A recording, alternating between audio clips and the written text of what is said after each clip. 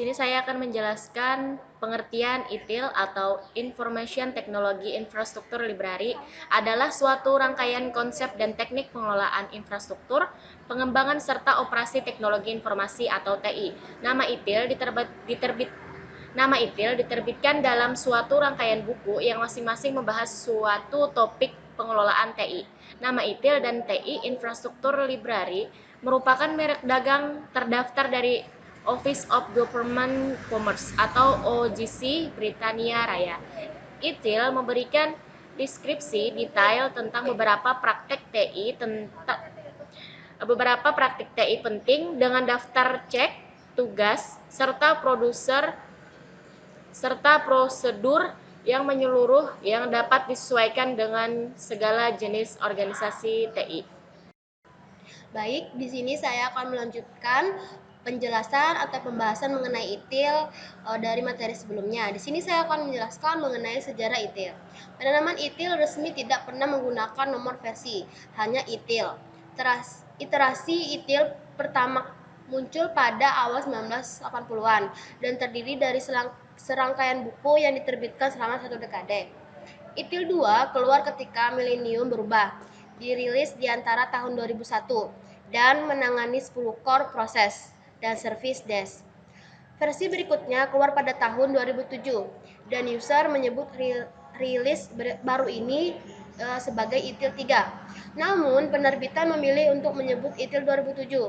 Versi ini memperkenalkan siklus hidup layanan yang pecah menjadi 5 tahap, yaitu strategi layanan, desain layanan, transisi layanan, operasi layanan, dan peningkatan layanan berkelanjutan.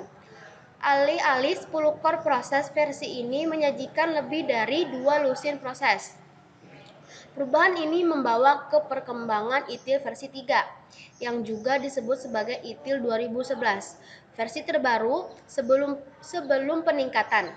Versi ini tidak menawarkan banyak perubahan, selain memperkenalkan proses Business Relationship Management (BRM). Namun, versi ini lebih enak dibaca dan banyak inkonsisten yang telah diperbaiki. 5 buku inti ITIL versi 3 adalah sebagai berikut: strategi layanan ITIL atau ITIL Service Strategy, desain layanan ITIL atau ITIL Service Design, lalu transisi layanan ITIL atau ITIL Service Transition, lalu operasi layanan ITIL atau ITIL Service Operasi, dan peningkatan layanan berkelanjutan ITIL atau ITIL Continual Versi Improvement. Jadi ketika ITIL 2 keluar, ketika ITIL 2 diterapkan untuk membantu suatu perusahaan, ternyata ITIL 2 itu tidak terlalu efisien dan banyak kekurangannya. Pertama, tidak disiplin dan metodologinya tidak terlalu jelas menurut beberapa artikel yang saya baca. Karena ITIL 2 itu lebih fokus kepada teknologi, sedangkan perusahaan itu menginginkan selain bisa manajemen masalah IT, juga bisa manajemen masalah bisnis dan yang lainnya. Maka keluarlah ITIL versi 3 ini. Versi 3 ini adalah salah satu penyelesaian atau pembaharuan dari ITIL 2 untuk memperbaiki sistem ITIL 2, di mana dia juga bisa, selain teknologi yang dia kelola, atau ITIL 3 bisa memanajemen IT, dia juga bisa manajemen bisnis dalam tersebut. Jadi perusahaan juga membutuhkan ITIL 3 dan sangat diperlukan waktu itu, karena menurut perusahaan yang banyak menerapkan ITIL 3 itu salah satu yang efisien karena ada manajemen masalah bisnis. Karena perusahaan juga menginginkan itu, tidak hanya untuk teknologi saja. Makanya keluarlah ITIL 3 untuk menyempurnakan dari ITIL yang kedua. Sekian dari penjelasan saya, semoga bermanfaat. Hanya itu yang dapat saya sampaikan. Mohon maaf jika ada kesalahan kata. Assalamualaikum warahmatullahi wabarakatuh. Nah, jadi ITIL V3 ini terdiri atas 5 bagian, yaitu ada service strategi, service design, service transition, service operation, dan continual service improvement. Nah, jadi dalam service strategi si ITIL V3 itu memberikan panduan kepada pengimplementasian ITSM. Apa sih itu ITSM? ITSM itu adalah Information Technology Service Management.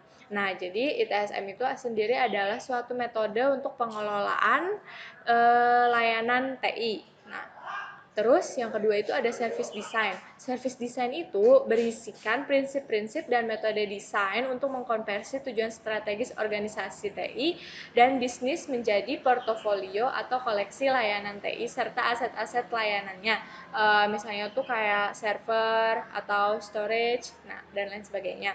Terus yang ketiga itu ada service transition.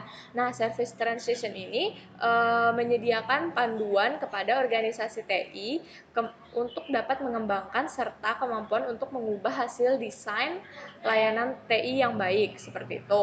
Nah, jadi setelah service design, dia akan melakukan service transition. Nah, bagian selanjutnya yaitu service operation, yang mana adalah tahapan yang mencakup kegiatan operasional harian pengelolaan layanan-layanan TI. Nah, yang terakhir yaitu continual service improvement, itu adalah bagian dari ITIL V3 yang memberikan panduan penting dalam menyusun serta memelihara kualitas layanan dari proses desain, transisi, dan pengoperasiannya. Jadi, kelima bagian yang tadi sudah saya sebutkan itu dikemas dalam bentuk buku yang biasa disebut dengan Core Guidance Publication, yang mana setiap bukunya itu terdiri dari praktik fundamentals, praktik principles, life cycle process and activities, example and templates, supporting organization structure and roles, praktik implementation. Baik, di sini saya akan menjelaskan 8 seri mengenai praktek-praktek terbaik mengenai IT Service Management dan distribusi IT Service yang berkualitas tinggi. Nah, di sini ada 8 seri. Yang pertama, Software Asset Management, Business Perspective, Security Management, Application Management, ICT Infrastructure Management, Training to Implement Service Management, Service Delivery, dan Service Support. Nah, ITIL mencakup 8 kumpulan yang seperti yang saya sebutkan tadi, yang mana 2 diantaranya yaitu Service Support dan Service Delivery merupakan area utama yang disebut juga IT Service Management. Secara bersama-sama, 2 area ini mengandung beberapa disiplin yang bertanggung jawab untuk penentuan dan manajemen pelayanan teknologi informasi yang efektif.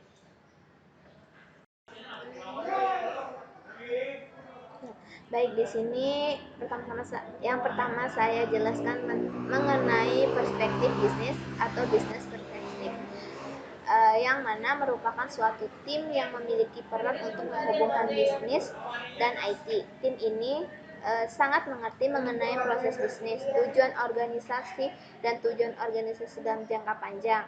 Proses utama dalam perspektif bisnis ini terdiri dari business relationship management, supplier relationship management, liaison education dan communication, serta planning, review, dan development.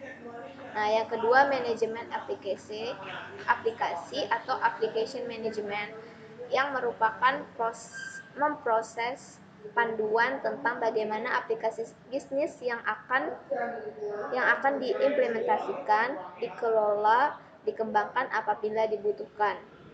Yang ketiga, manajemen infrastruktur, yang mana manajemen ini berbeda dengan perspektif bisnis, yang merupakan penghubung antara service management dan teknologi IT. Tujuan dari layanan ini adalah sebagai pembuktian dan pengulangan proses untuk menyediakan kondisi operasional yang stabil terhadap semua fungsi-fungsi IT.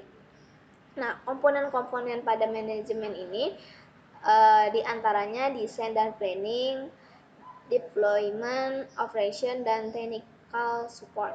Yang keempat, manajemen keamanan atau security management, yang merupakan bagian penting dalam IT. Security atau keamanan harus mengamankan proses bisnis yang berjalan dan layanan IT yang layanan layanan IT yang mendukung jalannya proses bisnis. Ada beberapa standar atau aturan resmi yang bisa digunakan sebagai standar atau acuan dalam implementasi keamanan. Nah, dengan menggunakan ETL Security Management, diharapkan user dapat mengerti alasan mengapa harus menggunakan keamanan dan prosedur. Yang kelima, layanan pendukung atau supporting service yang merupakan layanan berbasis IT yang bertujuan untuk memastikan kualitas layanan IT yang bisa berfungsi maksimal dan sesuai harapan.